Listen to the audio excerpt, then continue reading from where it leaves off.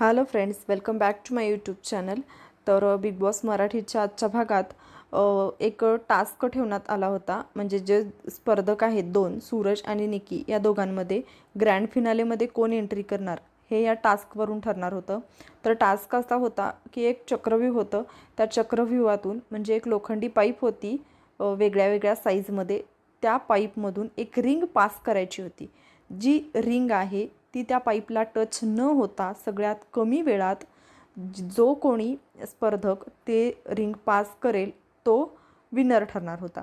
तर निकीने ती लोखंडाची जी रिंग आहे ती सगळ्यात कमी वेळामध्ये जास्तीत जास्त वेळा न टच होता त्या पाईपला तिने ती टास्क कंप्लीट केलेली आहे. तर निकी ही बिग बॉस मराठी सीझन 5च्या ग्रँड फिनालेसाठी तिची एंट्री झालेली आहे. तर कॉंग्रॅच्युलेशन्स निकी, थँक्यू.